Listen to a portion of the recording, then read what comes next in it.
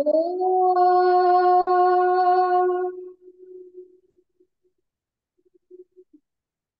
శుక్లాంబరధరం విష్ణుం శశివర్ణం చతుర్భుజం ప్రసన్నవదనం ధ్యాయేత్ సర్వవిఘ్నోపశాంతయే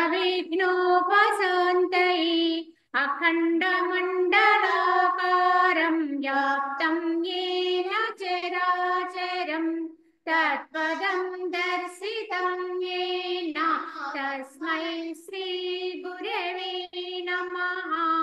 ఓం గురుర్బ్రహ్మా గురుర్విష్ణుః గురుర్దేవో మహేశ్వరః గురు సాక్షాత్ పరం బ్రహ్మ తస్మై శ్రీ గురవే నమః. వందే పరబ్రహ్మ చిదాత్మకం సద్వందే గురుం శాంతముమేషమీశం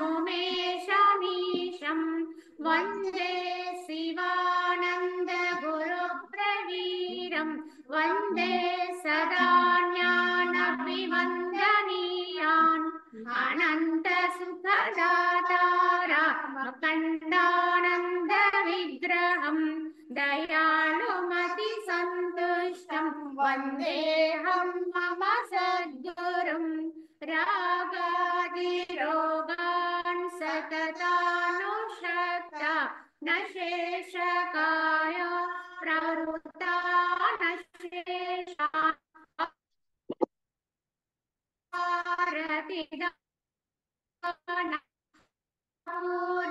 పూర్వవైద్యాయ నమోస్తు తస్మై యః పూర్వవైద్యాయ నమోస్తు తస్మై. ఓం శ్రీ వశిష్ఠ గీత. ఇక్కడ మనం వైరాగ్య ప్రతిపాదనములో 8వ అధ్యాయంగా దేహ స్వరూపాన్ని చెప్పుకుంటున్నాం. అందులో ఈ దేహ స్వరూపాన్ని శ్రీరాముడు ఇలా వర్ణిస్తూ నిన్న కొంతవరకు చెప్పడం జరిగింది. ఏమంటున్నారంటే, ఓ మునీశ్వర, అహంకారం అనే గృహస్థుని యొక్క గొప్ప గృహమైనట్టి దేహం అనే కళేబరము కిందపడి పొరలుగా ఉండుగాక, దానిచే నాకు ఏమి ప్రయోజనము అన్నారు. ఎందుకు ఈ దేహము, ఎవరైతే నేనే ఈ దేహం అని నమ్ముతారో అటువంటి అహంకారంతో నిండి ఉన్న వారికి ఈ దేహంతో ఎక్కువ పని. కానీ ఈ శరీరం అనేది కళేబరము కింద పడి పొరలుగాక లేక స్థిరముగా ఉండుగాక, దానిచే నాకేమిటి ప్రయోజనం అని శ్రీరాముడు ప్రశ్నిస్తున్నాడు. ఎందుకంటే దేహాభిమానము అప్పటికే శ్రీరాముడికి అంటే అప్పటికే ఆయనకి విజ్ఞత ఉంది కనుక దేహం అనేది నేను కాదు అనే సత్యం ఆయనకి ఎరుకే. కానీ మరి ఏమైనాను అనే సంశయంలో ఉన్నారు. కావున ఇక్కడ ఈ దేహంతో నాకేమి పని అని ప్రశ్నించుకుంటూ, ఈ శరీరం అనే మందిరమునకు ప్రవేశ ద్వారమే నోరు. ఇది నాలుక అనే కోతిచే ఆక్రమింపబడి భీతిని కొల్పుచున్నది. పైకి కనబడు దంతములే దీని ద్వార బంధము. ఇట్టి దేహమును గృహము నాకు ఇష్టమైనది కాదు అన్నారాయన. ఈ శరీరం అనేటువంటి ఇది ఒక మందిరంగా తీసుకుంటే మన ఈ మందిరానికి ప్రవేశ ద్వారం అంటే నోరు అని చెప్పారు. ఇది నోరు అనేటువంటి ప్రవేశ ద్వారములో కాపలాగా ఉన్నటువంటిది ఏమిటి అంటే నాలుక అనే కోతి. ఇదే జిహ్వ అంటాం మనం. దీని యొక్క ప్రభావానికి లోనయ్యే మనిషి మరి ఈ రోజు గతులు తప్పుతున్నాం. కావున ఈ కోతిచే ఆక్రమింపబడి భీతిని కొల్పుచున్నది. ఎందుకంటే జిహ్వ చాపల్యాన్ని జయించడం చాలా కష్టం. జిహ్వ చాపల్యాన్ని జయిస్తే మిగతా అన్ని ఇంద్రియాలని జయించవచ్చు అని చెప్తారు. అయితే ఏంటంటే పైకి కనపడే దంతములే దీని ద్వారబంధము. ఇట్టి దేహం అనే గృహము నాకు ప్రియంగా తోచుట లేదు అని చెప్పి శ్రీరాముడు తన స్వభావాన్ని తెలియచేస్తూ, ఈ శరీరం అనే గృహము చర్మం అనే సున్నము పూయబడి ఉన్నది గృహానికి, మరియు యంత్రము వలె చలించుచూ సంచరిస్తూ ఉంటుంది. మనస్సుని అన్నము త్రవ్వుచూ ఉంటుంది. ఇట్టి శరీరం అనే గృహము నాకు ఇష్టము కాదు అన్నారు. ఇది ఎలా ఉంది? దీన్ని ఒక గృహము అనుకుంటే, దీన్ని ఒక గృహంగా భావిస్తే దీనికి సున్నం పూసారు. ఏమి సున్నం అది? చర్మమే సున్నం. ఇక్కడ పూయబడి సంచరిస్తూ ఉంటుంది, అన్ని వైపులకి తిరుగుతూ ఉంటుంది, కదలాడుతూ ఉంటుంది. దీని లోపల ఒక ఎలుక కూడా ఉందండి. ఆ ఎలుక ఎప్పుడు కూడా దేన్నో దాన్ని కొట్టేస్తూ ఉంటుంది. ఆ ఎలుకే మనస్సు. ఈ మనస్సు అనే ఎలుక ఈ దేహం అనేటువంటి గృహములో ఉండి ఎల్లప్పుడూ కూడా దేన్నో దాన్ని కొడుతూ కన్నాన్ని తవ్వుతూ ఉంటుంది. కావున ఇట్టి స్వభావము కలిగినటువంటి ఈ దేహము నాకు ఇష్టమైనది కాదు అన్నారు శ్రీరాముడు. అంటే తన దేహం పట్ల తనకే వైరాగ్య భావంతో ఉన్నాడు ఆయన. ధనము చే కాని, రాజ్యము చేత కాని, శరీరము చే కాని, చేష్టల చే కాని, లేక మనోరథముల చే కాని ఏమి ప్రయోజనము? ఈవేళ ఎన్నా కొలది రోజుల్లోనే వానినన్నింటినీ కాలం అనేది త్రుంచి వేస్తూ ఉంటుంది. కాలానికి లోబడినది ఈ జగత్తులో ఏదీ లేదు. అది ఎంత గొప్పదైనా సరే కాల ప్రభావానికి అది లోబడిపోవలసిందే. కనుక అది ఐశ్వర్యమే కావచ్చు, రాజ్యమే కావచ్చు, భోగాలే కావచ్చు, చివరికి ఈ దేహమే కావచ్చు, ఏదైనా సరే కాలానుగుణంగా అది పరిణామములో జీర్ణావస్థకు వచ్చి క్రమంగా నశించిపోతుంది, లేకుండా అయిపోతుంది, కనపడకుండా అయిపోతుంది.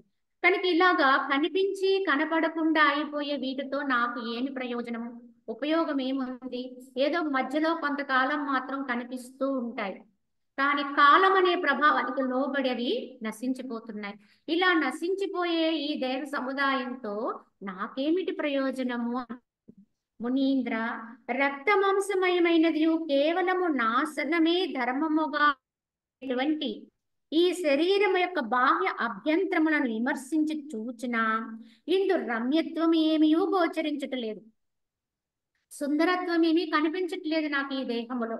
ఎలా అంటే లోపల చూద్దామన్నా దీంట్లో సౌందర్యం లేదు, బయట చూద్దామన్నా లేదు. బాహ్య అభ్యంతరములు రెండింటి యందు కూడా కేవలం బయటంతా కూడా లోపలంతా కూడా అనేక రకాల రక్తమాంసమయంగా ఉన్నటువంటి దేహం ఇది. అలాగే భౌతికంలో చూద్దామన్న ఈ దేహము వికారానికి లోనవుతూ ఉంది, గుణానికి తగ్గట్టుగా మార్పులు చెందుతూ ఉంటుంది. క్రమంగా కాలానుగుణంగా ఇది మార్పును చెందుతూ చెందుతూ చివరికి జీర్ణావస్థకి వెళ్ళిపోతుంది. కనుక దానికి ఉండే రూప సౌందర్యము నిలిచేది కాదు, కొంతకాలం మాత్రమే ఉండేది. కనుక ఏ విధంగా చూసుకున్నా దీని యొక్క గొప్పతనం ఏమిటో, దీని ఏమిటో నాకు వచింపుడు. కనుక ఇందులో ఎక్కడా నాకు రమ్య స్థితి కనిపించట్, సౌందర్యం కనిపించట్లేదు.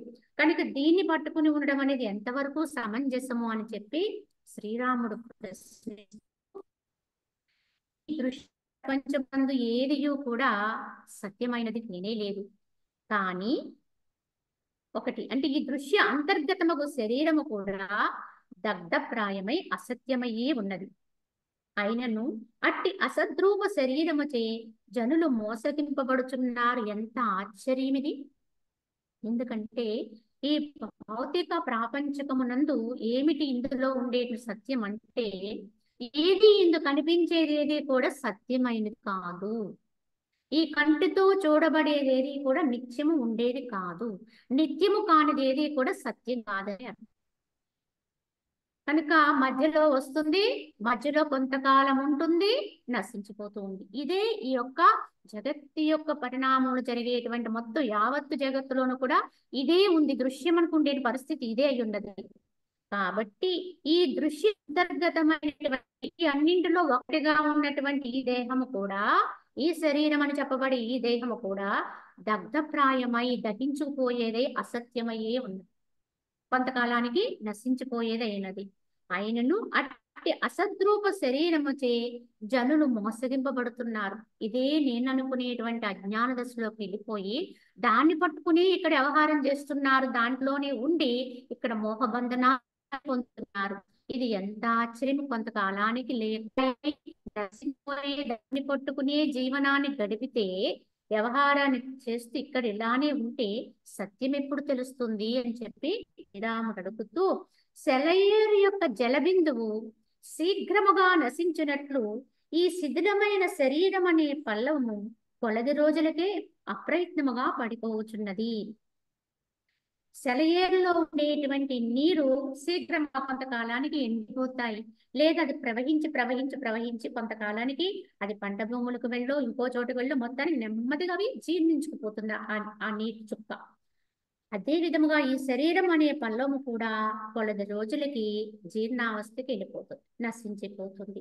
బ్రాహ్మణోత్తమ, మిథ్య అయినటువంటి అజ్ఞానం యొక్క వికారము స్వప్న నగర తుల్యమును ప్రత్యక్షముగా నశించే స్వభావము కలిగిన ఈ శరీరమునందు క్షణకాలమైనను నాకు విశ్వాసము లేదు, నమ్మకం లేదు. ఎందువల్ల నాకు నమ్మకం లేదని చెప్తున్నా? ఇది మిథ్య. ఇది లేకుండా అయిపోతుంది కనుక, కనిపించకుండా అయిపోయేది కనుక దీన్ని మిథ్యనే అనాలి. కనుక ఈ మిథ్య అయినటువంటి అజ్ఞానం యొక్క వికార స్వరూపమే దేహం. ఈ మిథ్యలోనే దీని ఉందని నమ్ముతున్నాం. ఎలా అంటే మనకి స్వప్నం వచ్చేటప్పుడు కూడా మనల్ని మనం చూసుకుంటాం. మనకు వచ్చినటువంటి కళలో మనం కూడా ఉంటామండి. మనము లేకుండా మనకి కళ రాదు. మనకి ఏదైనా ఒక స్వప్నం వచ్చింది అంటే ఆ స్వప్నములో మనం కూడా ఒక పాత్రధారిగా ఉంటాం.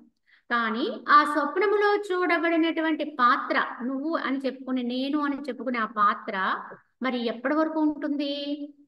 కళ్ళ నుంచి మేలుకునే వరకు మాత్రమే ఉంది. ఆ తర్వాత అది మాయమైపోయింది. అది మనం మేలుకున్న తర్వాత ఏమనుకుంటున్నాం? అది కళ కదండి, అందుకని అది లేకుండా అయిపోయింది, అది కళ్ళ లేనిది అని నిర్ధారణకు వచ్చేస్తాం. మరి అందులో కొంతకాలం కనిపించి నశించిపోయిన దాన్ని కళ్ళాని కొట్టేసినప్పుడు మరి ఈ యొక్క జగత్తులో కనిపించేటువంటి ఏ వస్తువైనా, ఏ వ్యక్తి యొక్క దేహమైన రూపమైన రూపమైన ఏదైనా సరే కొంతకాలం మాత్రమే కనిపిస్తుంది, కొంతకాలం మాత్రమే ఇళ్ళ మీద వర్తిస్తుంది. అది కూడా మార్పులకి లోనవుతూ జీవిస్తుంది. ఎప్పుడు పుట్టినవాడు పుట్టినట్టుగా ఉండడు.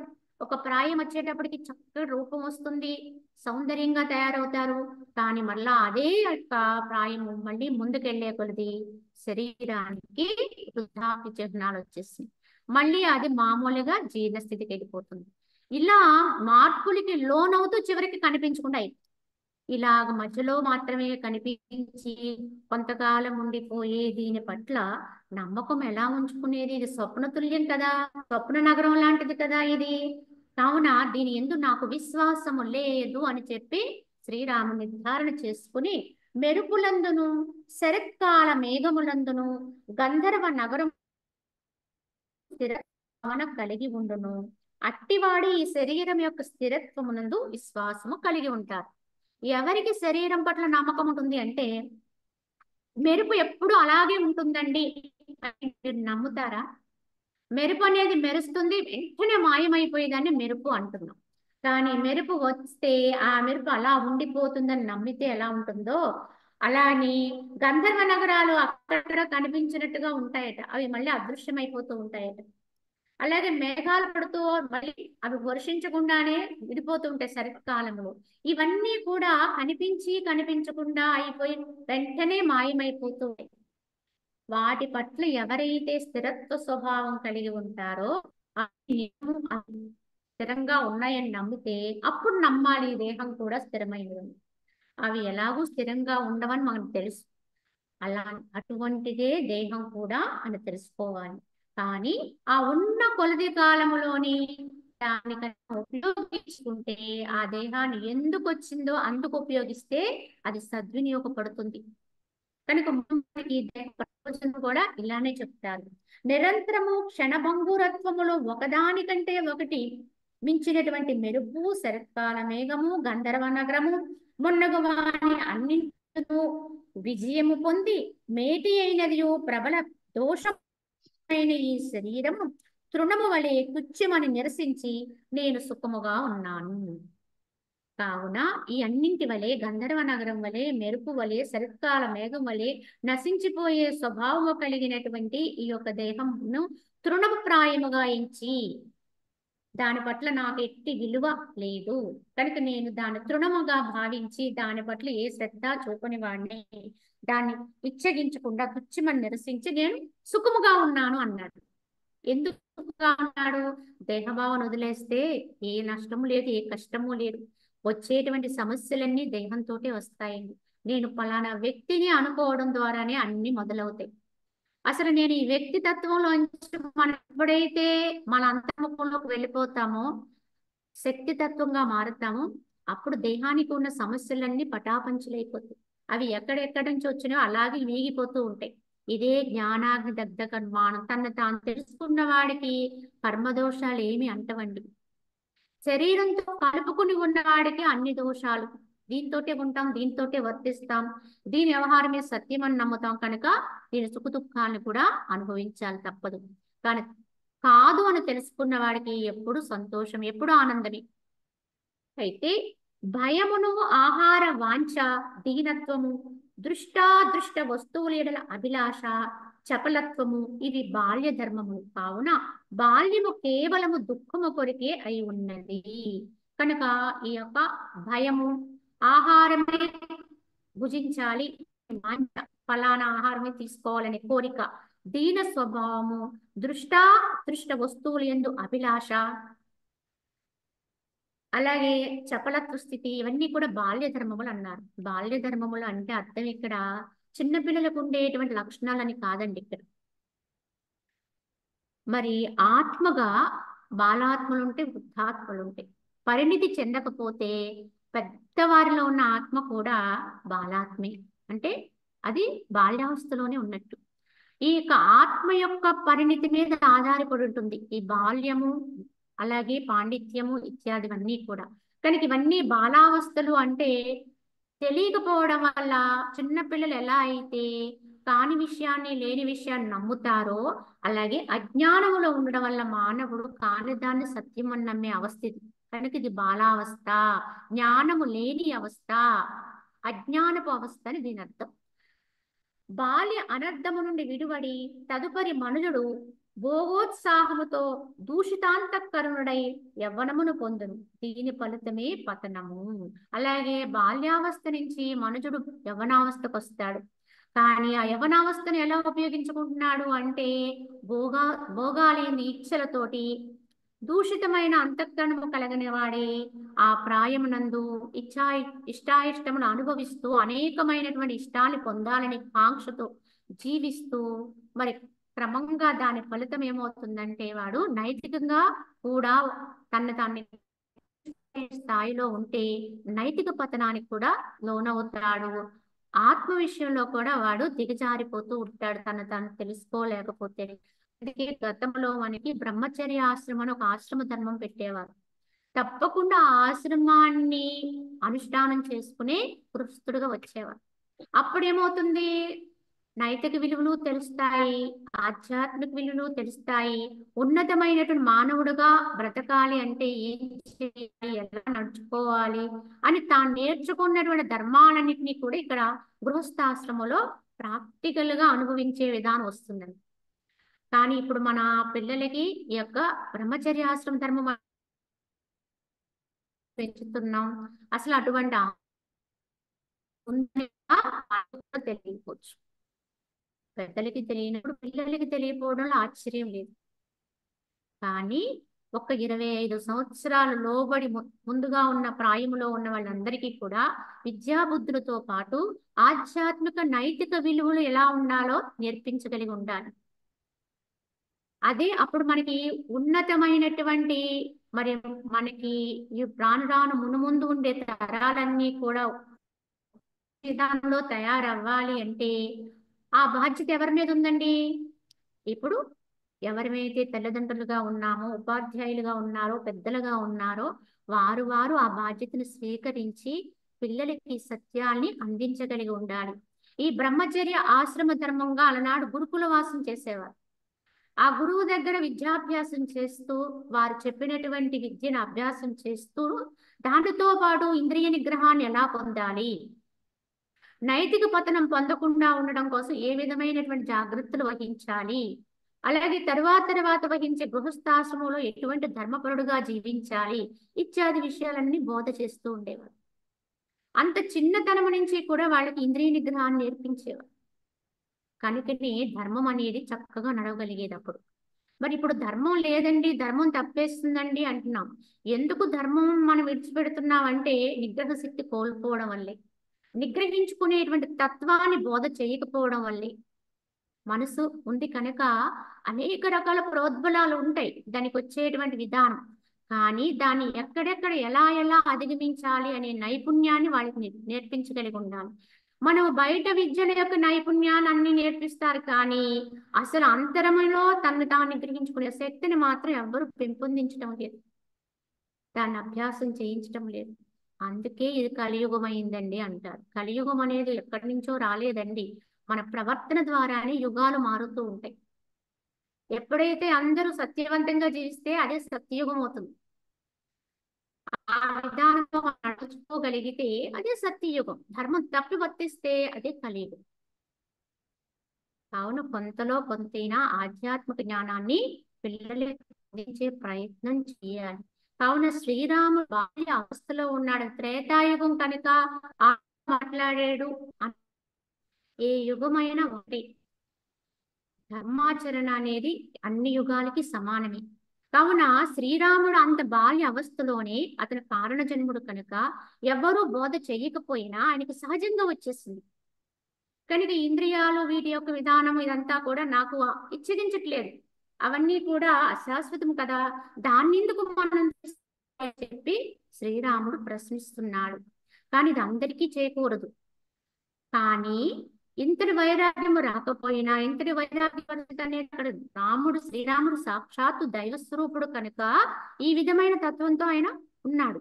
కానీ సామాన్యంగా ఉన్న వాళ్ళం కూడా కనీసం ఇందులో ఒకటో వంతు భావాన్నైనా మనం అలవర్చుకోవాలి, మన పిల్లలకి వాటిని అందించాలి, సత్యాన్ని వెలుగెత్తి చూపించాలి. కనుక సమస్య రాకూడదు సమస్య వస్తే ఎలా ఎదుర్కోవాలనే దాన్నే వాళ్ళకి బోధ చేయాలి.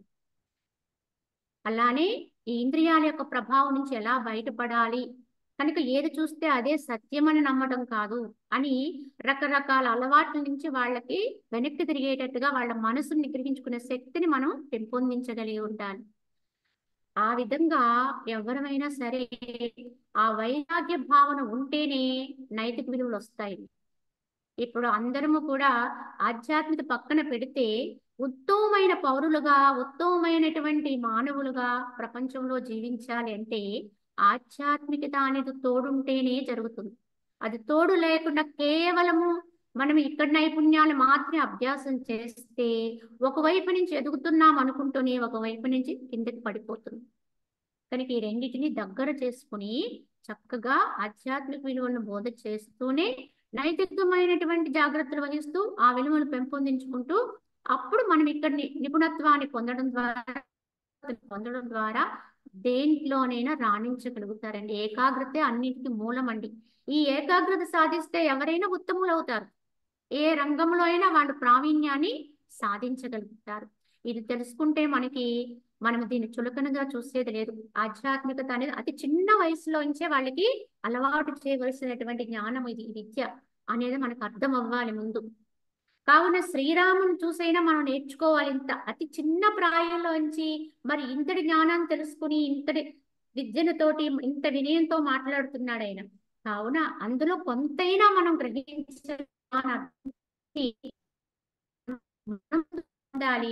దాన్నే మన బిడ్డలకు కూడా అంతో ఇంతో అందేలా చూడాలి.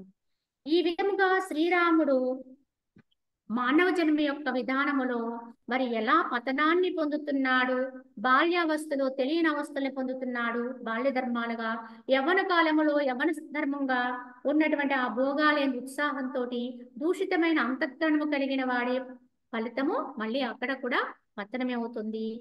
హృదయ బిలమునందున్న కామ పిశాచము ఈ విధములకు భయభ్రాంతులకు హేతువై ఉన్నది.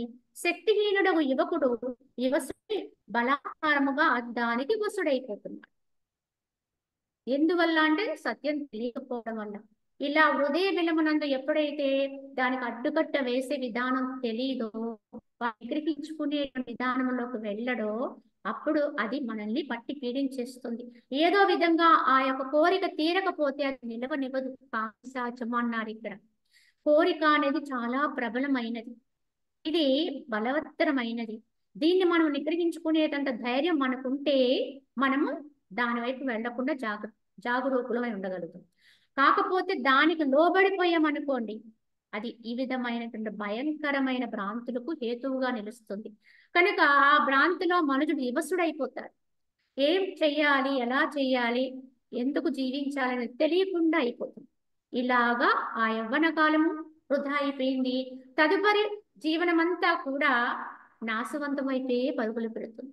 ఈ విధంగా మనకి సరైన అవగాహన లేకపోతే కనుక శ్రీరాముడు ఈ విధంగా చెబుతూ మానవ జన్మలో ఉండే అన్ని అవస్థలు కూడా ఈ యొక్క భయభ్రాంతుల్లోనే, ఈ అజ్ఞానములోనే గడిచిపోతున్నాయి.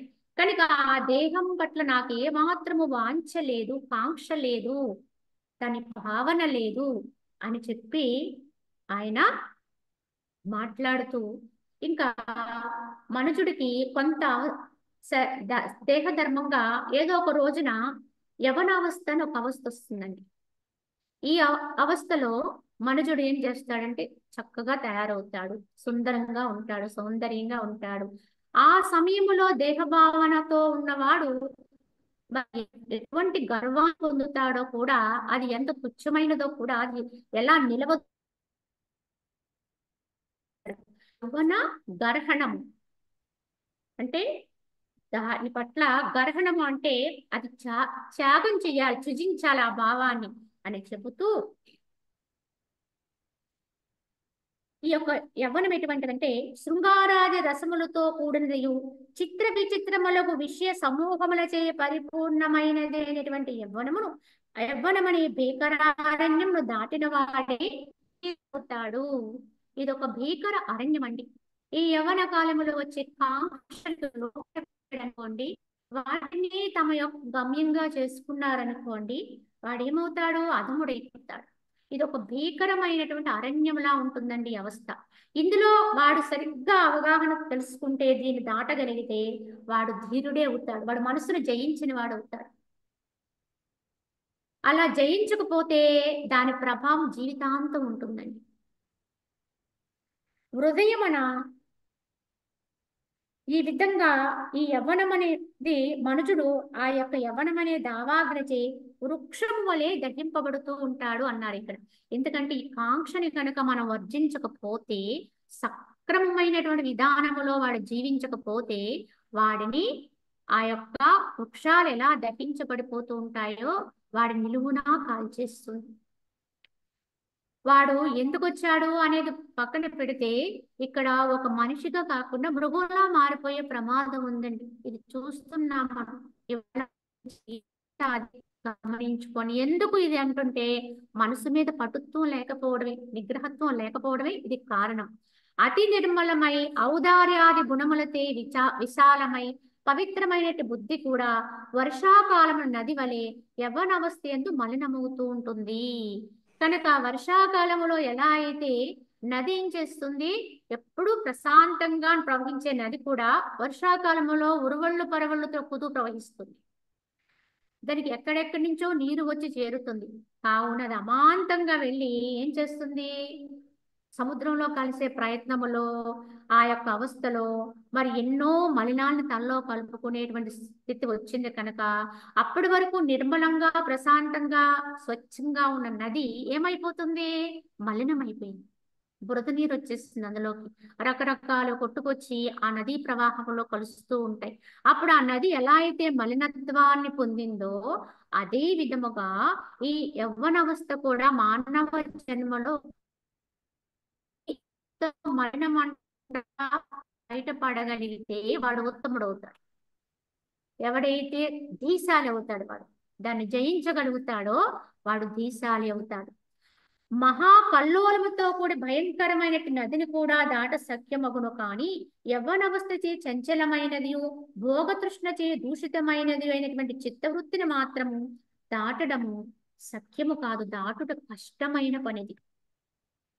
అవునా, ఇక్కడ ఏంటంటే భయంకరమైన నదినైనా ఏదో ఒక ఉపాయంతో దాటొచ్చు, కానీ ఈ అవస్థలో వచ్చే చిత్త వికలత్వాన్ని దాటడం కష్టం. అది సహజంగా ధర్మం అండి. ప్రకృతి ధర్మంగానో దేహ ధర్మంగానో ఈ లక్షణాలు వచ్చేస్తాయి మనసుకి. ఎందుకంటే మనం మానవ జన్మకు వచ్చి ఉన్నామంటే అర్థం ఏంటి, అనేక రకాలైనటువంటి కర్మలతో కలుపుకునే ఉన్నాం, సంస్కారాలు ముడిపడే ఉంటాయి. ఆ సంస్కార అనుగుణంగా ఈ యొక్క దేహానికి ఈ యొక్క బాల్యావస్థ దాటి గృహస్థాశ్రమానికి మధ్యలో ఉండే అవస్థలో చిత్తం అనేది వికలత్వం పొందడం అనేది సహజంగా జరిగిపోతుంది. అది చాలా వేగవంతంగా ఉంటుంది అప్పుడు. దాటడానికి ప్రయత్నం చేయాలి. దానికి తగినటువంటి అవగాహన, జ్ఞానాన్ని మరి ఆ సమయంలో వారికి ఇవ్వగలిగితే చక్కగా దాని నుంచి బయటపడగలుగుతారు. ఆ విధంగా విలువలు కలిగినటువంటి వారు పెద్దలు కూడా ఆ విధంగా ఉండి ఉంటారు. కానీ ఈ విధంగా ఇది దాటడం సత్యము కాని విషయం అయినప్పటికీ కూడా దాటొచ్చు. కష్టమే అవుతుంది కానీ దాటొచ్చు. మహాత్మునగు వారు యవ్వనవస్థయందు తృష్ణాజనిత దుఃఖము చే పీడితులకు కాముకుని చిన్నమైన సిద్ధిలో తృణలేశము వలె ఆదరింపక ఉంటారు.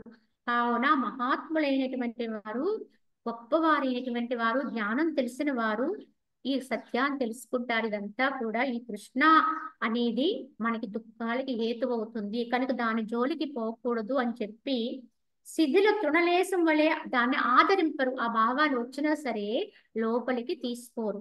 దుమ్మును లేవనెత్తి చీకటిని వ్యాపింపజేయు పెనుగాని సాలిగూళ్ళ పాడు చేసినట్లు రజస్తమో గుణముల ప్రాబల్య హేతువకు భయంకర యవ్వనము ప్రయత్నంతో సంపాదించినటువంటి సమస్త సద్గుణ జాలమును నాశనమునర్ప సమర్థమయ్యున్నది.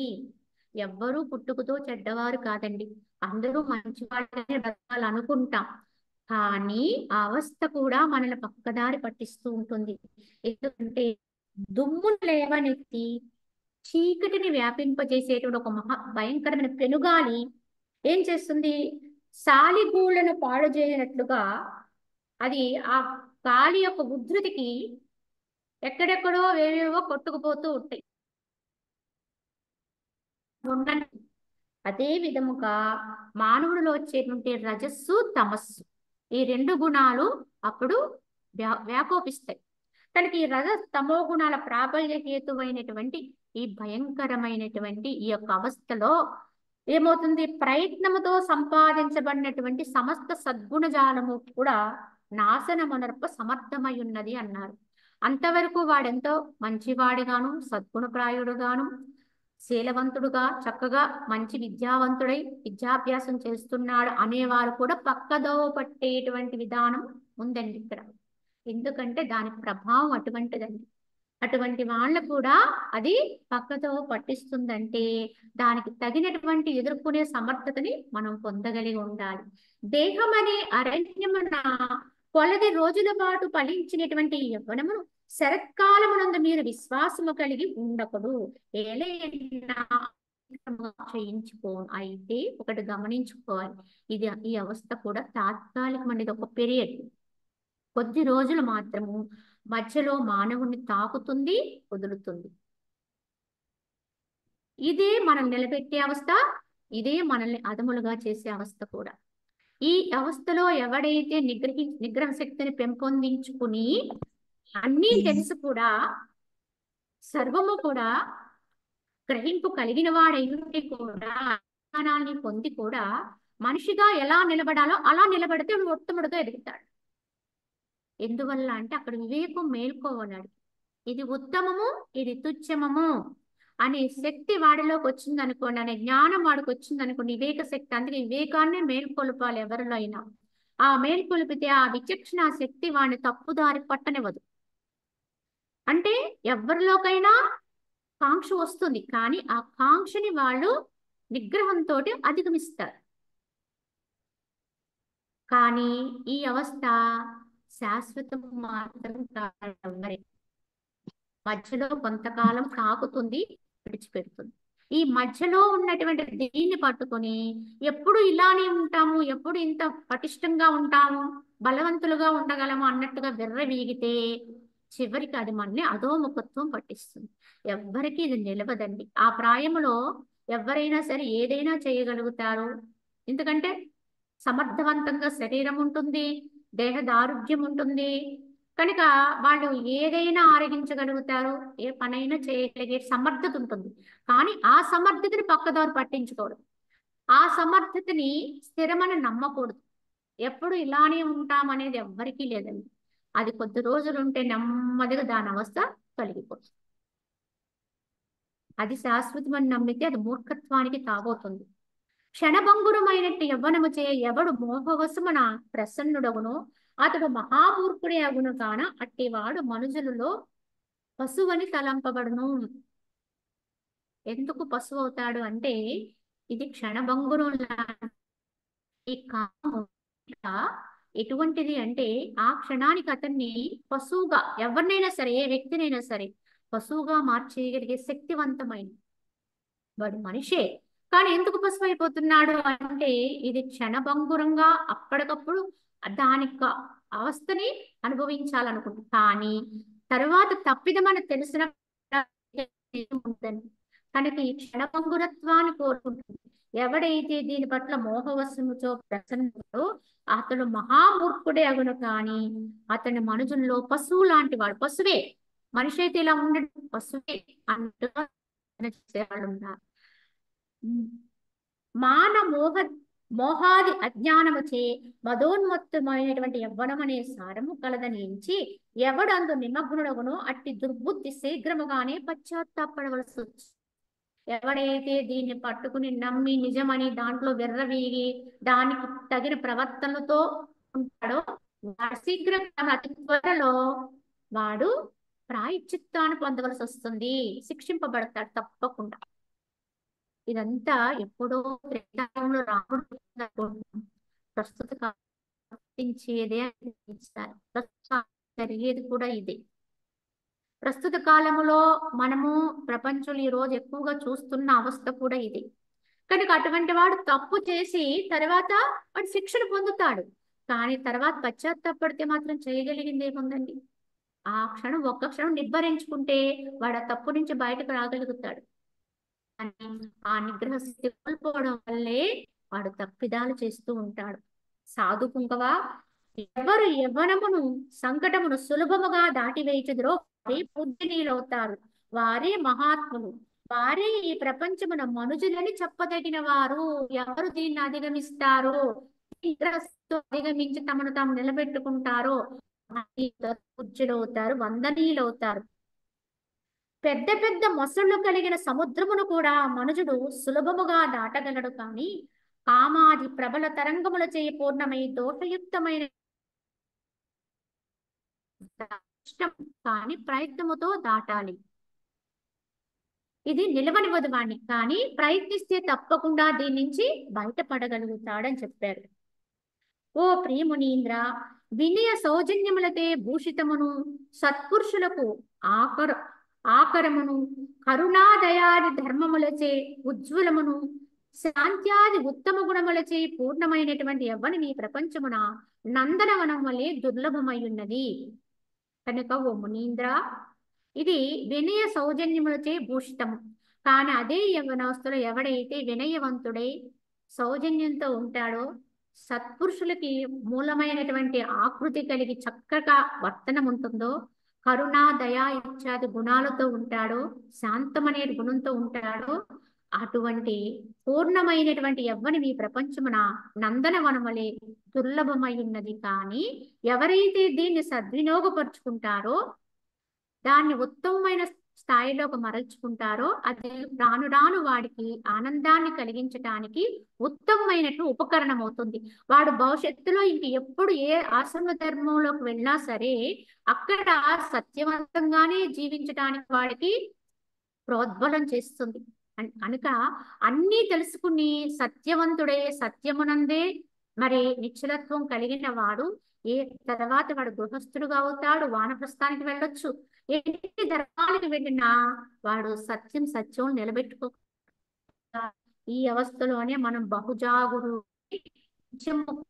మనము అనుష్ఠానములో ధర్మశీలత్వము అంటే నైతిక విలువలతో కూడినటువంటి ధర్మశీలత్వం ఉండాలండి. ఒకటి గమనించండి, ఆధ్యాత్మిక వృద్ధి అనేది, ఉన్నతి అనేది నైతిక విలువల మీద ఆధారపడి ఉంటుంది. ఎప్పుడు నైతికమైనటువంటి విలువలు కలిగిన జీవనం సాగిస్తేనే ఆధ్యాత్మికలో పురోగతి వస్తుంది. ఇది లేకుండా అది రాదండి. కేవలము మేమేదో సాధనకులుగా ఉన్నాము, సాధన చేస్తున్నాము కనుక మేము ఎలా ఉన్నా పర్వాలేదని బయట వ్యవహారం వేరే రకంగా ఉందనుకోండి, ఆధ్యాత్మిక ఒక్క ఇంచి కూడా మనం ముందుకు వెళ్ళలేము, భగవంతుని వైపు అడుగు వేయలేము. కనుక సత్యశీలత్వం అనేది ఎక్కడుండాలి? ముందు ఇక్కడే ఉండాలి, నిత్య జీవన విధానంలోనే ఉండాలి, కర్తవ్యానుష్ఠానంలోనే ఉండాలి.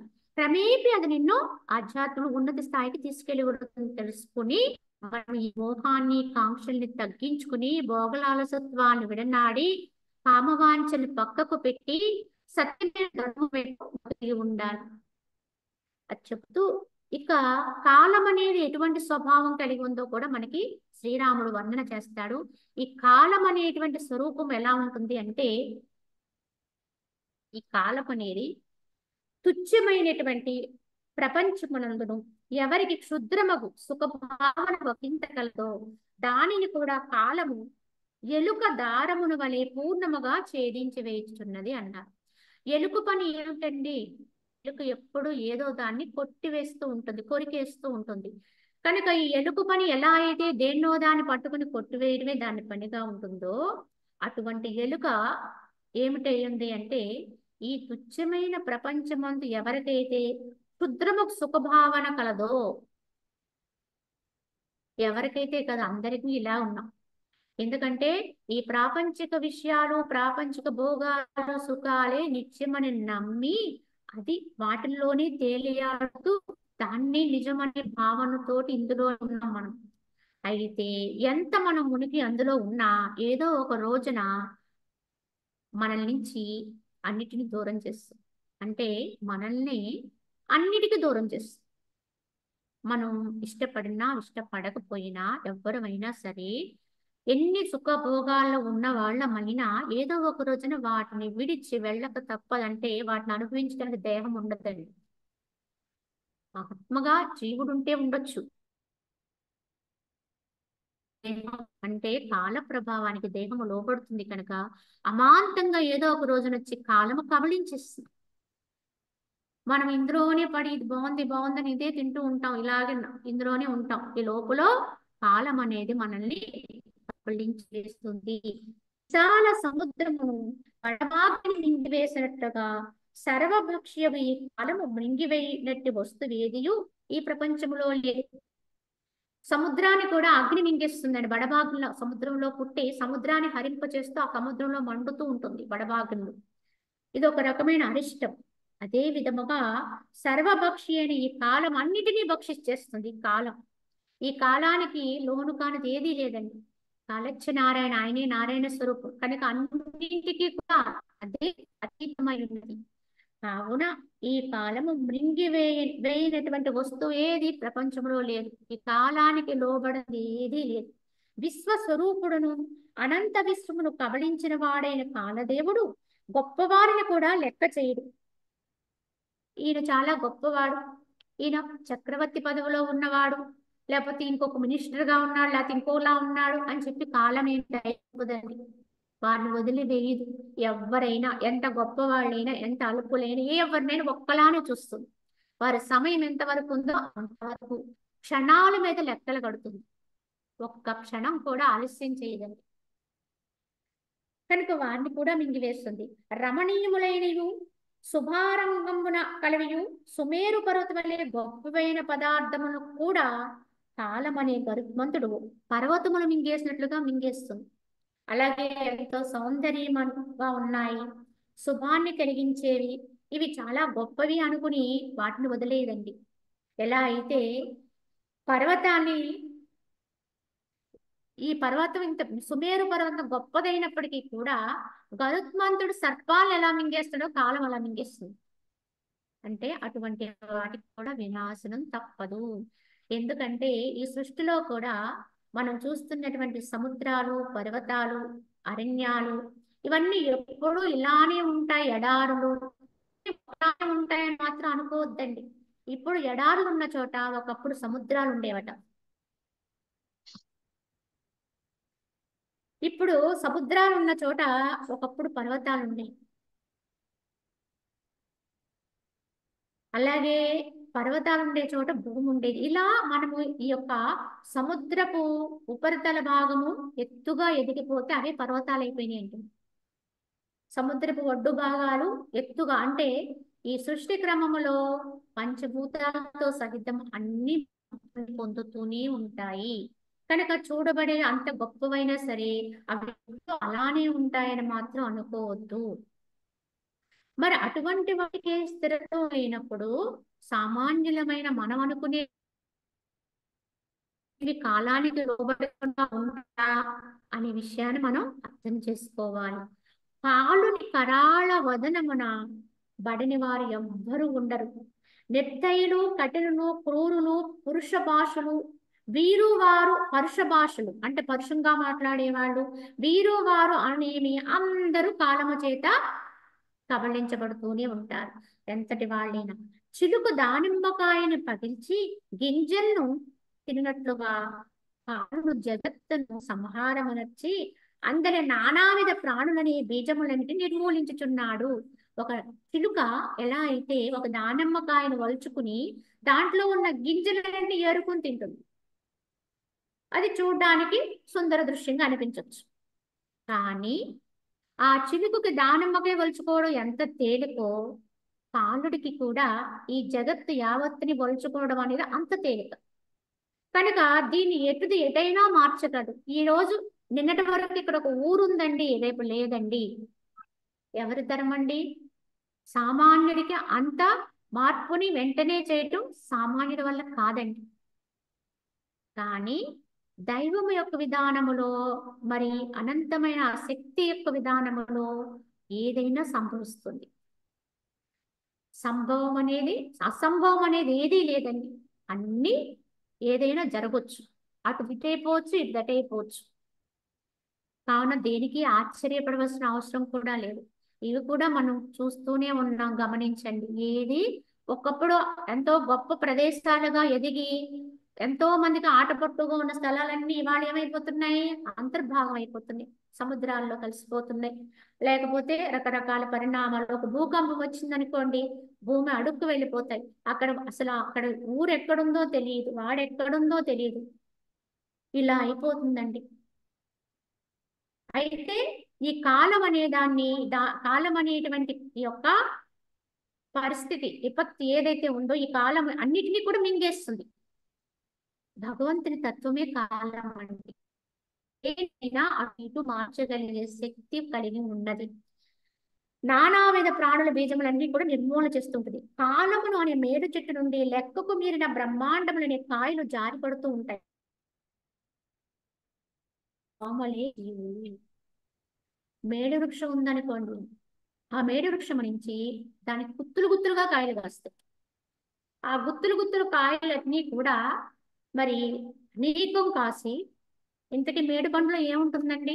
ఒక అందరం చెప్పుకునే సామెత, మేడి పండు చూడు మేడిమయుండు, పొట్ట విచ్చి చూడు పొదుగులుండు అంటారు. ఎందుకంటే ఎవరు మేడి పండు తినరండి. చూడడానికి మాత్రం చాలా అందంగా ఉంటుంది, ఎర్రగా ఉంటుంది, చక్కగా ఉంటుంది. కానీ లోపల తినడానికి వీలైన పదార్థం అందులో లేదట. ఈ ఒక విశ్వం అనే ఈ బ్రహ్మాండం అనేది కూడా కాలం అనేటువంటి మేడు చెట్టు నుంచి ఆ ఒక మేడు చెట్టుగా కాలాన్ని పోల్చుకుంటే మనం అనుకునేటువంటి ఈ విశ్వాలన్నీ కూడా, ఎందుకంటే మనం ఇప్పుడు ఉన్నటువంటి ఈ యొక్క విశ్వం అని చెప్పబడి ఈ జగత్ అని చెప్పబడేటువంటి దాంట్లో మనం ఎక్కడున్నామంటే మనం చాలా చాలా చాలా చాలా చాలా చాలా చిన్ని అంటే మనం చెప్పడానికి కూడా లేదండి, మనం ఇక్కడ ఉన్నామని చెప్పడానికి కూడా. ఒక బ్రహ్మాండంలో ఉన్నాం. ఈ బ్రహ్మాండములో మరి నవగ్రహాలు ఉన్నాయి, సూర్యచంద్రులు ఉన్నారు, భూమి ఆకాశాలు ఉన్నాయి, పంచమహాభూతాలు ఉన్నాయి. అందులోనే మనము ఒక భూగ్రహం, అంటే ఇలాంటి భూగ్రహాలు ఇంకెన్నో ఉన్నాయండి. ఇటువంటి సూర్యులు ఎందరో ఉన్నారు. కనుక అటువంటి భూమిలో అని చెప్పబడే ఒక భూమిలో ఉన్నాం మనం. ఒక భూమిలో ఎక్కడో ఎక్కడో ఎక్కడో ఉన్నాం. ఈ అన్నిటినీ కలిపి ఒక బ్రహ్మాండం అంటారు. కానీ ఒక్క బ్రహ్మాండం కాదంటండి, ఇలాంటి బ్రహ్మాండాలు అనేకం ఉన్నాయి. కాలానికి కాసిన కాయలు. ఒక్క బ్రహ్మాండం మేడి చెట్టుకు కాసిన ఒక కాయ అంతటి పరిమాణం. ఇందులోనే కొన్ని యుగాలు జరుగుతాయి, కొన్ని కల్ప కాలాలు జరిగిపోతాయి. ఇదంతా చాలా పెద్ద లెక్క. మనం అనుకునేటువంటి ఈ కలియుగం అనేది చాలా చిన్నదండి. ఇలాంటి కలియుగాలు ఎన్నో కలిస్తే తప్ప ఒక మహాయుగం కాదండి. అంటే ఏమిటి? కలియుగము రెట్టింపు ఉంటుంది ద్వాపర యుగం. కలియుగానికి 2 రెట్లు ఉంటుంది త్రేతాయుగం అని చెప్తారు. కలియుగం 4 రెట్లు ఉంటుంది సత్యయుగం.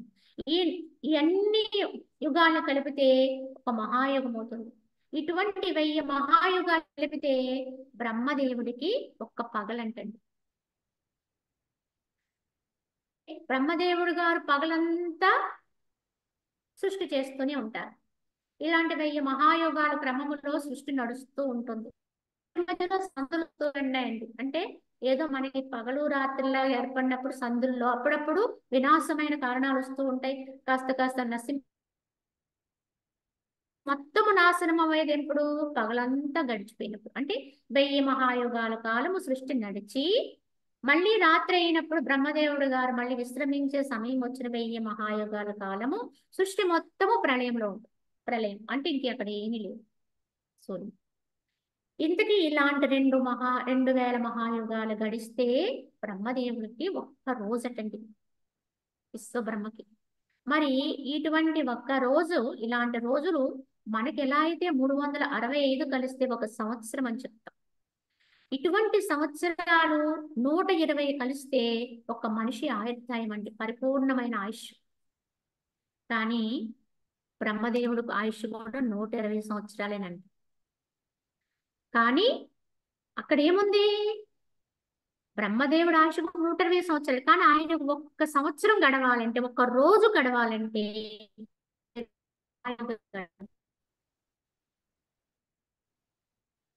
ఎంత పరిణామంలో తేడా తప్ప పరిమాణంలో అసలు ఎవరమైనా ఇందులో మళ్ళీ వస్తూ పోతూ ఉంటాం. దానికిని బ్రహ్మదేవుడు కూడా అంతర్భాగంలో, సృష్టిలో అంతర్భాగమే. విశ్వ సందర్శన యోగం ఉంది, అలాగే విభూతి యోగంలో భగవద్గీతలో చెప్తారు. నేను ఆదిత్యానం విష్ణు అంటారు, ద్రాణం శంకరచాస్మి అంటారు. ఇలా ప్రతి దాంట్లోనూ కూడా భగవంతుడి స్వరూపంగా ఉన్నది నేనే, అన్ని పనులు చేస్తున్నాను అంటే ఒక్కొక్క రూపంతో ఉండి ఒక్కొక్క పని జరుగుతూ ఉంటుంది. ఉన్నది ఒకటే శక్తి, ఆయనే పరమాత్మ, ఆయనే భగవంతుడు. ఇలా మనం చెప్పుకుంటే విశ్వాన్ని వర్ణించలేమండి అసలు.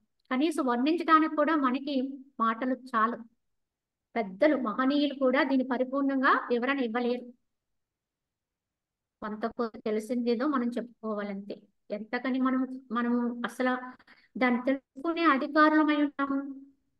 కానీ ఒక్కటి గమనించండి, అనంతమైనటువంటి విశ్వం, అనంతమైన కాలంలో అనంతమైన భగవంతుని ఈ బ్రహ్మాండం అంతా కూడా ఒక చిన్న మేడికాయ అంతటి.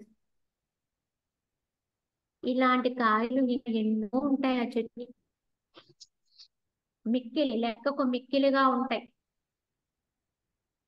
ఎందుకంటే చూడండి, మనం ఇప్పుడు భూమి మీద నుంచి పైకి చూస్తే మరి అది వర్షాకాలం అంటే మబ్బులు లేనప్పుడు మనకి ఎన్నో నక్షత్రాలు కనపడతాయి.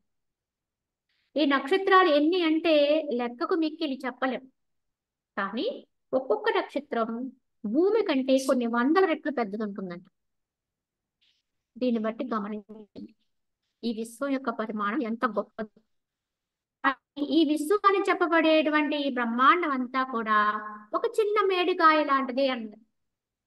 కాలమనే చెట్టుకి ఒక కాయ, ఒక చిన్ని కాయ. ఇలా కాయలు కాస్తుంది ఆ చెట్టు, ఎన్నో కాయలు రాలిపిస్తుంది. మరి రాలిపోయిన కాయలో ఏముంటుంది? దీని యందు శబ్దము చేసేటువంటి జీవులు. ఆ కాయలో చిన్ని చిన్ని చిన్ని చిన్ని చిన్ని జీవులు ఉంటాయంట, ఆ మేడి పండులో. అలాగే ఈ విశ్వం మొత్తం అనేది ఒక కాయ అయితే అందులో ఉండేటువంటి చిన్ని చిన్ని చిన్ని జీవులు ఏవైతే ఉన్నాయో, శబ్దము చేసే దోమలు లాంటివే ఈ జీవులందరూ కూడా. మనము మిగతాది మనం వర్ణన చేయడానికి అసలు మనకి అంతు పట్టదు. అంత అల్పమైనటువంటి జన్మకొచ్చి అంత అల్పంలో ఉండి మనము గర్వంతో వెర్రవీగుతూ ఉంటాం. ఇదేదో గొప్పది, నేను ఇంత గొప్ప జన్మకు వచ్చాను, నాకేదో ఇంత ఉంది అంత ఉంది అని విర్రవీక్కుంటూ ఉంటాం. కానీ ఒక్కసారి విస్తారమైన సృష్టి క్రమాన్ని ఒక్కసారి గుర్తు చేసుకుని ఈ అంతటికీ మూలకర్త అయినటువంటి విశ్వభర్త అయినటువంటి పరమాత్మతత్వాన్ని ఒక్కసారి గ్రహింపు చేసుకుంటే మన అహంకారాలన్నీ పటాపంచలే తుళ్ళిపోతాయి. అసలు అవి మన ముందు నిలబడలేవు. ఇది తెలియకపోవడం వల్లే మనము అనేక అహంకారాలకి లోనవుతూ ఉంటాము. ఓ మహాముని, ఈ కాలాదులకు లీలారంగమైన సంసారమున మా బోంట్లకు ఆశ్వాసమేమున్నది? ఇటువంటి లీలారంగమైనటువంటి సంసారమున, కామాదులకు అవసరమైనటువంటి ఈ సంసారమున విశ్వాసాన్ని ఎలా కలిగి ఉండాలి? ఎందుకు విశ్వాసం కలిగి ఉండాలి అని రాముడు ప్రశ్నిస్తూ, మునీంద్ర, సమస్త భూత కోట్లను తుచ్చ ఐశ్వర్యములు వాంఛిస్తూ ఉంటాయి. విషయభోగములు మహాభయంకరములైనవి, అవి అత్యంత దుఃఖమునే కలగజేయును. కావున మునీంద్ర, ఈ యొక్క సమస్త భూత కోట్లు కూడా ఈ తుచ్చమైనటువంటి ఐశ్వర్యాన్నే వాంఛిస్తూ ఉన్నాయి. ఈ విషయ భోగాల మహాభయంకరములైనవి కనుక అవి అత్యంత దుఃఖాన్ని కలగజేసే. వాటిని ఎందుకు వాంఛించాలి? ఆయువా మిక్కిలి చపలమైనది, మృత్యువా మహాక్రూరమైనది, యవ్వనమా మిక్కిలి క్షణభంగురమైనది, బాల్యమా అజ్ఞానము చేత హరింపబడుతున్నది. ఇందులో దేన్ని నమ్మాలి? ఎందుకు వీటిని ఆశ్రయించాలి అని ప్రశ్నిస్తూ, లోకము అంటే జనులు విషయ చింతన చేత కళంకితమవుతున్నారు. బంధువులు సంసార బంధనమే అగుదురు. భోగములు సంసార మహారోగములు, తృష్ణలు మృగతృష్ణలే అవుతున్నాయి. కావున ఈ జనులందరూ కూడా ఈ విషయాల పట్ల చింతన చేత హరింపబడుతున్నారు. ఈ బంధువులు చివరికి మనకి సంసారం అనే బంధనాన్ని పెంపొందించడానికే ఉపయోగపడుతున్నాయి. భోగముల సంసార మహారోగములు అన్నారు ఇక్కడ. ఎందుకంటే భోగాల పట్ల కాంక్ష ఉంటే సంసారం అనబడే అజ్ఞానము ఇంకా విజృంభిస్తుంది, ఇంకా పెరిగిపోతుంది. తృష్ణలు మృగతృష్ణలే, అంటే అందులో ఏమీ సారమే లేదు. ఇంద్రియములే శత్రువులు, సత్య వస్తువుగా ఆత్మ మరుగయ్యున్నది. ఈ ఇంద్రియములే అనుకున్న ఇంద్రియాలే మన శత్రువులు పగిది వర్తిస్తున్నాయి. ఇవి మనల్ని హరింపచేస్తున్నాయి. మరి సత్యమైన ఆత్మ ఎలా ఉంది? మరుగున పడిపోయింది, తప్పివేయబడింది. వీటన్నింటి యొక్క ప్రభావం చేత సత్యమైన ఆత్మ గోచరించటలేదు. దానిని జనులు తెలుసుకోవడం లేదు. శత్రురూపమగు అశుద్ధ మనస్సు ఆత్మను కొట్టి దుఃఖవంతముగా నడుచుచున్నది. కావున అశుద్ధ మనస్సు కలవాడు తనకు తానే శత్రువు. ఎందువల్ల శత్రువు అవుతుంది మనస్సు అంటే, తనని తాను జయించుకోలేకపోతే, మనస్సుని కనుక జయించలేకపోతే ఆ మనస్సు మనని శత్రువుగా మనకి వర్తింపచేస్తుంది. అంటే ఏంటి? మన యొక్క వినాశనానికి దారితీస్తుంది. అశుద్ధ మనస్సు దాన్ని పవిత్రం చేసుకోనట్టయితే, శుద్ధం చేసుకోనట్టయితే, ఆ మనసుని వివేకవంతం చెయ్యినట్టయితే మనల్ని వర్తిస్తుంది. ఎందుకంటే ఇది ఆత్మను కొట్టుగా దుఃఖవంతముగా ఉన్న ఆత్మకు దుఃఖము లేదండి, కానీ దుఃఖపడే చందములో అది మనల్ని మోపపెడుతుంది. నేను ఆత్మననే సత్యాన్ని కూడా అది మరుగున పడేస్తుంది. గుర్తు లేకుండా విస్మృతి అంటే మర్చిపోయాం. ఈ మర్చిపోయేటట్టుగా మనల్ని చేస్తూ మన యొక్క స్వస్థానాన్ని మనం విడిచిపెట్టే విధానాన్ని తీసుకెళ్ళింది కనుక శత్రుస్థానంలో ఉన్న మనసు అది మనల్ని ఎప్పుడూ కూడా అధోగతి పాలు చేస్తూ ఉంది. జయించినట్లయితే ఆత్మ వస్తువు అవస్తు రూపమైన అజ్ఞానములచే ఎరుగబడింది. అంటే అజ్ఞులు ఆత్మ లేదు అని వాదిస్తూ ఉంటారు. ఆత్మ అనేది ఏముంది? ఇక్కడ ఉన్నంతకాలం ఉండడమే, ఇక్కడ ఉన్నదే ఉండడం, అనుభవించిందే అనుభవించడం. కనుక ఏదో విధంగా అనుభవిస్తూ జీవించాలి తప్ప ఇంక ఎక్కడో ఏదో ఉంది అని ఎందుకు దీన్ని మనం కట్టి పెట్టుకోవాలి, ఎందుకు నిగ్రహించాలి అని ప్రశ్నించే వాళ్ళు ఉన్నారండి భౌతికవాదులు. ధర్మము లేకపోతే ఇంకొకటి అనుకుంటూ ఎందుకు అన్ని కట్టి పెట్టుకోవాలి కనుక మనం ఎలా కావాలనుకుంటే అలా, ఏ రకంగా ఉండాలనుకుంటే ఆ రకంగా, ఏది కావాలనుకుంటే అది తింటూ హాయిగా జీవిస్తే అది ఉత్తమ జీవన విధానం అనుకునే భ్రాంతిలో ఉన్నారు చాలా మంది. కొంతమంది ఈ రకంగా వాదన చేసేవాళ్ళు ఉన్నారు భౌతికవాదులు.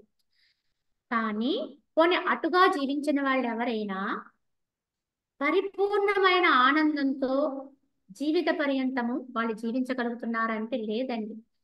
ఎందుకంటే ఆ భావాలు కొంతకాలం వాళ్ళని వెంటాడుతూ ఉంటాయి, అలా ఉంటారు. కానీ ఎప్పుడైతే వారి అవస్థలు వాళ్ళు ఎదుర్కోవాల్సి వస్తుందో వాళ్ళు దుఃఖితులు అవుతున్నారు, బాధపడుతున్నారు, రకరకాల విషయాలు లోలత్వాల్లో ఉంటున్నారు. అంటే అది వారికి ఆనందాన్ని ఇచ్చేటువంటి విధానం కాదు. కానీ కొంతమంది అజ్ఞులు మాత్రం ఇలా వాదిస్తూ ఉంటారు, ఆత్మ లేదు అంటారు. చిత్తము అహంకారయుక్తమై ఉన్నది, పదార్థములన్నీ లేమిచే గ్రస్తములైనవి, పదార్థముల అంతమగు అధిష్టానము ఆత్మ ఎరుగుబడుట లేదు. ఇలాంటి వాదనలో ఉండిపోతున్నారు. ఆ యొక్క మనసంతా కూడా అహంకారయుక్తమై దేహభావనతో నిండిపోయి ఈ దేహమే నేను అనుకునే భావనతో ఉండిపోతున్నారు. ఈ పదార్థాలన్నీ ఉన్నాయంటే ఇవన్నీ కొంతకాలానికి లేకుండా అయిపోతున్నాయి. అయినప్పటికీ కూడా వాటిని గ్రహించుకోలేకపోతున్నాడు. కనుక పదార్థముల అంతమగు అధిష్టానముకు ఆత్మ గ్రహింపబడట్లేదు, తెలుసుకోబడట్లేదు, గుర్తు రావట్లేదు. వీటన్నిటికీ లోబడిపోవడం వల్ల ఆత్మ ఉంది అనే సత్యాన్ని ఒప్పుకోకపోవడం వల్ల, అసలు ఉంది అనేది సత్యం తెలిస్తేనే కదా, ఉంది అని ఒక నమ్మకం ఉన్నవాడే దాని కొరకు ప్రయత్నం చేయగలడండి ఎవరైనా. ఎందుకంటే ఎవ్వరము కూడా జన్మకొచ్చాము అంటే మనకి అజ్ఞానం ఉంది కనుకే వచ్చాం, అంధకారములో ఉన్నాం కనుకనే వచ్చాం, సంస్కారాలు ఉన్నాయి కనుకనే వచ్చాం. కావున అందరికీ పుట్టుకతో మనకేం తెలియకపోయినా క్రమేపీ మనకు తెలిసింది ఏమిటంటే నేను అంటే ఒక వ్యక్తిగానే మనం నమ్ముకుని ఉన్నాం. నేను అంటే ఒక పేరుతో నమ్ముకుని ఉన్నాం. మనకున్నటువంటి ఇక్కడ చిరునామా, ఇక్కడ మనకున్నటువంటి అవస్థలు వీటిని నమ్మకంతో ఉన్నాం. కానీ ఎప్పుడో ఒకప్పుడు మనలో ఉండేటువంటి వివేకము తట్టబడుతుంది ఎవరో ఒకరి ద్వారా. దానికి కారణాలు ఏమైనా కావచ్చు. అంటే కొన్ని మన కర్మవశాత్తు మనకి ఏదైతే బాధ అనేది వచ్చినప్పుడే మనసుకి ఆలోచన చేసే శక్తి పెరుగుతుందండి, విచారం. అందుకే కష్టాలు వరాలే తప్ప అవి నీకు బాధలు కావు అన్నారు మహనీయులు. కష్టాలు వచ్చినప్పుడే మనిషి తను తాను తెలుసుకునే వైపు అడుగు వేయగలుగుతాడు. ఏ కష్టము లేదు, అనుకుంటే అయిపోతుంది, ఏమనుకుంటే అది ఏది జరిగితే అది. వాడికి లోపలికి వెళ్ళే అవసరం ఏముందండి అనుకుంటే వాడు అధోగతి పాలైపోతాడు. కావున మన అదృష్టం ఏమిటంటే మన యొక్క భాగ్యం అంటే భగవంతుడు మన మీద కాస్త కృపతో ఉన్నాడు అని కూడా నిదర్శనమే కష్టాలండి, ఆ మనోవేదన. కానీ అవి వచ్చినప్పుడు మనం వేరే దారిలోకి వెళ్ళిపోవటం కాకుండా మన లోపలికి మనం వచ్చి పరిశీలన చేసుకోగలిగితే ఆధ్యాత్మిక చింతనలోకి వస్తాం. ఆ ఆధ్యాత్మిక చింతనే మనల్ని సద్గురువుల వైపు నడిపిస్తుంది, మహనీయుల వైపు నడిపిస్తుంది. కనుక ఎవరు ఏమి చెప్తారు, అసలు దీని నుంచి బయటపడాలంటే ఏం చేయాలనే ప్రశ్న వస్తుంది. ప్రశ్న వచ్చినప్పుడే మనం ఎవరినైనా వెతుక్కోగలుగుతాము, వారిని ఆశ్రయించగలుగుతాం. అలా ఆశ్రయించినప్పుడు మొట్టమొదట మనకి ఉండవలసినది ఏమిటి అంటే మనకి తెలియని విషయం వాళ్ళు చెప్తున్నారు.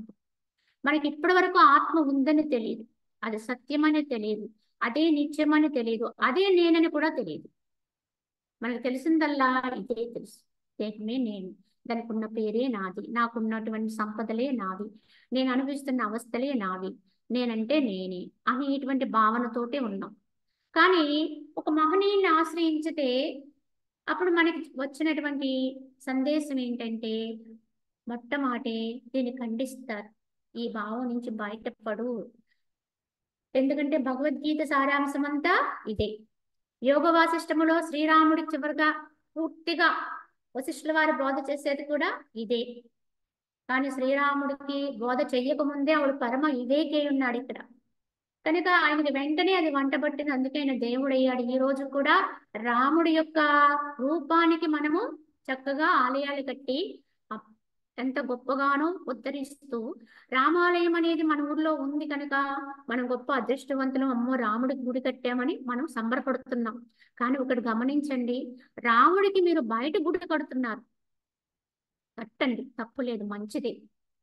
కానీ అసలు అంతరములో ఉన్న రాముడిని లేవనెత్తుకోవాలండి. ఆత్మారాముడు రాముడు ఎందుకు గొప్పవాడయ్యాడంటే శ్రీరాముడి కంటే ముందు, రాముడి కంటే కూడా ముందు రామనామం ఉందండి.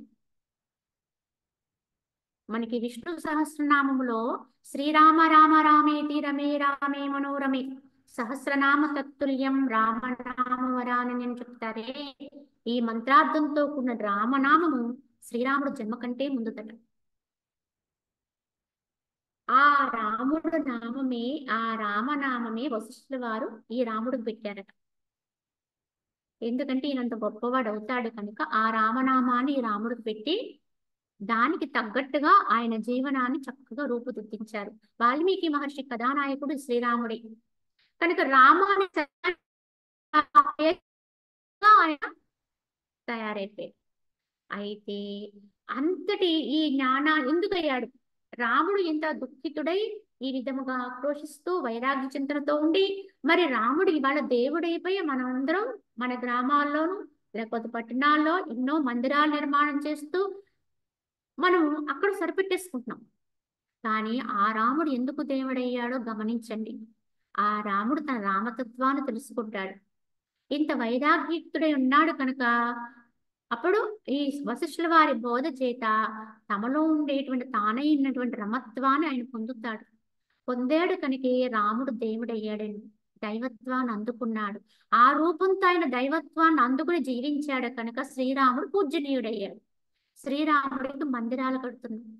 మరి ఎవరి దేహంలో అయినా ఉన్నది ఈ రామతత్వమేనండి. అందరి దేహాల్లో ఇప్పుడు మన కంటికి కనిపిస్తున్నటువంటి నువ్వు నేను అనుకునే అన్ని దేహాల్లో కూడా ఆ ఏ సత్యమైతే ఏ ఆత్మ అయితే ఉందో ఏ భగవంతుడు ఉందో అదే తత్వం ఉంది. కానీ ఎవరమైతే దాన్ని పట్టుకుని దాన్ని మన ప్రోద్బలంతో మనమే దాన్ని పైకి లేవనెత్తుకుని మనంగా ప్రస్ఫుటం చేసుకుంటామో వాళ్ళు దైవత్వాన్ని అందుకుంటారు. అదే తేడా. కావున రామ నామాన్ని రామ రూపానికి మందిరం కట్టడంతో సరిపెట్టుకోకుండా రామతత్వాన్ని అందుకునేందుకు ప్రయత్నం చెయ్యాలి. అప్పుడే మనకు నిజమైన దైవత్వం చేకూరుతుంది అని తెలుసుకోవాలి. ఈ విధంగా శ్రీరాముడు చెప్తూ ఏదైనప్పటికీ కూడా ఈ యొక్క జనులకు రజోగుణముచే వివేక దృష్టి నశించినది, తమో గుణం వృద్ధి అయినది, సత్వగుణం పొందబడట్లేదు. తత్వజ్ఞానం బహుదూరం అయిపోతున్నది. గుణాల యొక్క ప్రభావం చేత తత్వజ్ఞానం అందకుండా పోతుంది. కానీ ఎవరైనా సరే ఈ గుణాలను అధిగమిస్తే అధిష్టానమైన ఆత్మని అందుకోగలుగుతారు. స్థితి అస్థిరత్వమును పొందినది, మరణము రానున్నది, ధైర్యము నశించినది, తుచ్చ పదార్థములందే నిత్యము ప్రీతి జనించుతున్నది, దుర్జనుల సాంగత్యము సులభంగా ఉన్నది, సులభంగా ఉంటుంది. కనుక ఈ విధంగా గ్రహించుకుని మహనీయులు ఇప్పుడు మనకు చెప్పిన వాక్యం మనకు విశ్వాసం అండి. ఆ విశ్వాసంతో మనకి తెలియని విషయాన్ని మనకి తెలిసే వరకు నమ్మకంతో ప్రయత్నంతో సాధన చెయ్యాలి. నేను ఆత్మైన సత్యం మనకి తెలియదు, కానీ మహనీయులను ఆశ్రయిస్తే నువ్వు ఆత్మవే దేహానికి కాదు అని చెప్పబడుతుంది. ఆయన బోధ చేశారు. మనకి తెలియపోయినా దాన్ని నమ్మాలని విశ్వసించాలి. ఒక సద్గురువు బోధ ఉంది కనుక దాన్ని తెలుసుకోవాలనేటువంటి వినమ్రుడవై నువ్వు ప్రశ్నించావు కనుక దాని అనుష్ఠానంలో తెచ్చుకుని ఆ భావాన్ని పెంపొందించుకుంటే తదనుగుణంగా నీ స్థితి మారుతుంది. కనుక మొట్టమొదటి మనకేం కావాలి? శాస్త్రములు యందు సత్పురుషులు యందు సద్గురువులు యందు విశ్వాసం ఉండాలి. వారు చెప్పిన దాని యందు విశ్వాసం అంటే ఏంటి? వారు బోధించిన బోధ యందు నమ్మకం ఉండాలి. వారు ఈ దారి గుండా వెళితే నీకు రాముడు దొరుకుతాడు అని చెబితే అవునా కాదా నువ్వు ఇక్కడే కూర్చుని ఆలోచిస్తే నీకు ఎప్పటికీ రామదర్శనం కాదు. కానీ నువ్వు ఆ దారి వెంట నడుచుకుంటూ వెళితే నీకు తప్పకుండా జరుగుతుంది. వెళ్ళే కొద్ది నీకే అనుభవం అవుతుంది. ఇదే చెప్పాడు ఇక్కడ శ్రీరాముడు. ఎందుకంటే ఈ రకంగా మనుషులు అల్పులత్వంతో అల్పులుగా ఉంటూ గుణానికి లోబడిపోయి అధమత్వంలో ఉండిపోతున్నారు. కానీ ఎవరైతే ఈ విధంగా తమకు తెలియని దాన్ని తెలియజేసే వారి దగ్గరికి వెళ్ళి ఆశ్రయిస్తే అప్పుడు మనకి జ్ఞానం అనేది బోధింపబడుతుంది. కనుక మహనీయుల్ని మనం తప్పక ఆశ్రయించాలని దీని ఉద్బోధండి. మిగతాది మనం రేపు చెప్పుకుందాం. హరి ఓం తత్సత్. శాంతి మంత్రం చెప్పుకుందాం.